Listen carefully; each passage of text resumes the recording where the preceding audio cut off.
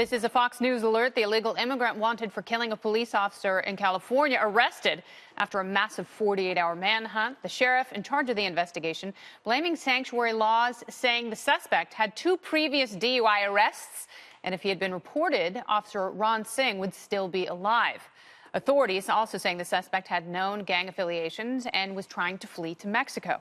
The slain officer was shot and killed during a traffic stop on Wednesday morning. 2 others have also been arrested for helping the suspected murderer evade capture. Police announcing the arrest at an emotional press conference with the officer's family. Watch. I am pleased and very proud of the fact that the suspect is in custody. He has been apprehended in Bakersfield. He was safely taken into custody earlier today by teams from the Kern County Sheriff's Office and many other law enforcement agencies who have helped us relentlessly pursue this suspect in pursuit of justice. Gustavo Perez Arriaga, 33 years old, again, was arrested earlier today during the execution of a search warrant. He was found at a residence in the Bakersfield, Kern County area, and we'll get into the specifics of that. First, I want to introduce Officer Ronil Singh's brother, Reggie. He'd like to share a few words with all of you. Please bear with me. This is not easy for me. Ronil Singh was my older brother. Yes, he's not coming back, but there's a lot of people out there that misses him. And a lot of law enforcement people that I don't know that work days and nights to make this happen. I'd like to thank you from the bottom of my heart to make this happen. I wish I could thank all the law enforcement agencies, Homeland Security in San Francisco, everyone, Bakersfield team. I was waiting for this to happen.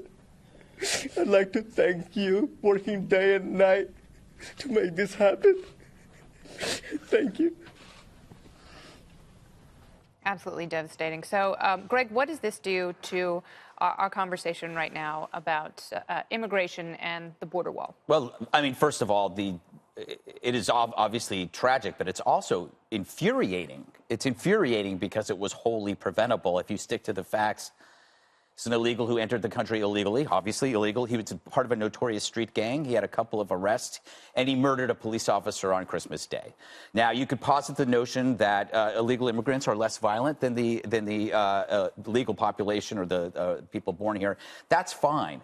But, you know, more Americans die from heart disease than from cancer. That doesn't mean you don't fight cancer, okay? So that argument goes away. The fact is, if you had prevented his illegal immigration, you would have a police officer, a good man who is still alive. Second part, and that leads to the media will accuse people like us of using a tragedy in order to impact political discourse. Well, where did we learn that from, right?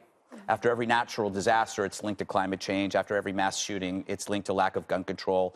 When the child of an illegal immigrant attempts to cross the country and ends up in the hospital, that's because we're a cold, heartless country who didn't treat these people correctly. So we've learned this, and it makes me think that perhaps we should be using these tragedies. What else can we do? Is if we see that this is wholly preventable, then what's really infuriating, it happened while we're having this discussion. We've been having this rolling discussion for 2 years about this, and it happened. If only someone had listened to it before, he would be alive. So that's it's something that just people go, oh, this is you're using this for politics. No, this is actually evidence that something has to be done. Marie? I think what we've seen this week with this case, with one of the cases Greg mentioned of one of the children who had died in custody, Kate Steinle in San Francisco, just the countless stories of people who go to great physical dangers to come to this country, is that the lack of an immigration policy that works in this country is incredibly tragic and heartbreaking. And it has tragic consequences that ripple in so many different ways. Okay, but let me ask you one specific question. What do you say to the people who argue that sanctuary cities oftentimes protect people just like this, not hardworking immigrants who are doing whatever they can to get a foothold in this country and make lives better for themselves and for their families, but for people like this who have prior arrests, who shouldn't have been in the country, especially after putting other people's lives at risk with DUI arrests, and they essentially are shielded. What do you say? Here's what I would say. We need to take a look at everything and try and figure out what some solutions would be. Is a border wall actually something that would be a solution? There are Republicans like Will Hurd from Texas, a congressman, who actually says it wouldn't be a good solution. There are smart people who do not believe this is the right solution. Is cracking down on sanctuary cities something that would have an evidence-based, demonstrable impact? I don't know the answer. I'm not an expert. But what's so frustrating about this shutdown is we are obsessed with this one thing, the wall. Can we get DACA for the wall, which I actually think, or some wall funding, which I think would be a good trade-off. But the broader picture here, is the wall the right thing? What role do sanctuary cities play? What should we do with DACA? What about visa overstays, which is a huge problem? These big issues are not being tackled right now. And that is what is really tragic in all of this. We get bogged down in the day-to-day. Both sides go to equal extreme opposites, and nobody is willing to come to the middle. But I think part of the reason why is because I believe a lot of Democrats are being disingenuous when it comes to the wall. We have reached the point of two things. We know that Mexico is not going to pay for the wall, and that we're not going to have a wall over the entire border. That's not going to happen. Both sides know that's not going to happen. Yeah. We know that the president is going to get some type of border security and we're going to talk about border security in just a little bit. But, let's talk about this officer, because this is tragic. Yeah. And, this happens at Christmas time, and it's every law enforcement family in the country feels that pain, because that's your biggest fear, is that the person that you love who wears the uniform to keep other people safe is not going to come home. His family is devastated. His department is devastated. Are we having the right kind of conversation about this? I think that's a great point, too, when you look, he has a 5-month-old. And just watching the video of the people who work with him, the officers, I think a lot of times people forget that these law enforcement officials, they are really a family, and they go out there every single day and they risk their lives for us. And when you see their reaction, there is a component of this that is preventable. There is no way that you could watch this and somehow step back and defend sanctuary cities. I mean, that is a part of the conversation that should not be happening. There are good people on both sides of the debate about immigration. You want to talk about comprehensive reform. You even want to talk about the wall. You make good points. Some people feel maybe the wall isn't the best route, or maybe the wall isn't the only route. It has to be coupled with other things.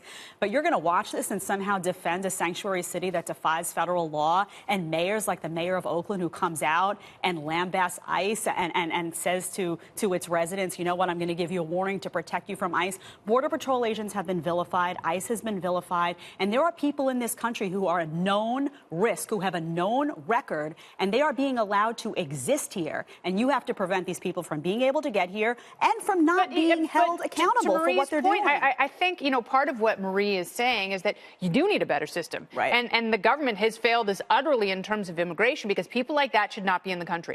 People like that who want to hurt people and so easily take someone's life, because this guy knows that if he was arrested, he would have been deported. It would have been his third DUI arrest, and he's got a gang-affiliated tattoo on his arm. And here's the deal. Crimes like this can happen if you take a political or symbolic stance at the risk of the citizens. It's like a sanctuary city is essentially a risk that you place on citizens for a symbolic gesture. It's a symbolic virtue signal. Hey, we care. We're not like Trump. We're not like the rest of everybody else. We care. Come to our cities. Never mind that actually elevates risks. So the whole thing is a travesty, because it's designed to actually make certain people feel better while you pay the price. When the media covers this, though, you had to sift through. When I was looking at the headlines of this story, you had to sift through one article, paragraph 7, you had to get to before they said that this person was here illegally. And then you have the parallel of Trump being vilified every day for talking about a wall, for prioritizing border security, for talking about drug trafficking, for talking about gang violence. Do we know that he came in through an illegal port of entry, though? I don't know that. I think the details are still emerging here. All of this is tragic, right? Like, a police officer getting killed by a citizen is also tragic. we have to look at how things are preventable and how we fix the system. And I think that both sides are very good at vilifying the other. You know, these children that are dying in DHS custody, this has to stop. But that was in a hospital, wasn't it, the second one? Well, I mean, is that custody? I guess technically it's custody, but it's also people trying to save their lives. In order to stop that, you secure the border. Again, that's how you stop it, because you stop incentivizing people to go through these horrific conditions to get here. There are legal... Under our laws, showing up and applying for asylum is still legal. Yeah. If we want to make that illegal, we can change the laws. But my point is, the immigration system in our country needs fixing. It needs smart people. But you don't just get to come across the border while we work on that. No, it is. That is a straw man. It's the fact that you just get to march over just because you don't like laws. But I will say don't want an open border. That's fine, fix the system. So why isn't Nancy Pelosi saying the first thing we are going to do is fix immigration? The first thing they say they're going to do is shove the shutdown in the president's face to show that they're resisting. Resisting is not fixing immigration and figuring out how to get good people in the country and the right number of people who can fill the jobs that are critically. ICE agents aren't getting paid today, though, because of the shutdown. But we spent the last 3 weeks. We had was it Times Man of the Year person, which is the journalists. The journalists are those that are in danger under Trump's America. We've seen a 12% increase in police killed in the line of duty. It was from 2018 to 2017. It was like 144 have been killed. That's where the risk is. Right. When it comes to every one of these stories, no matter how political it is, it's the guy who gets there first who gets shot. Well, we're going to get somewhere first, and that is the government shutdown.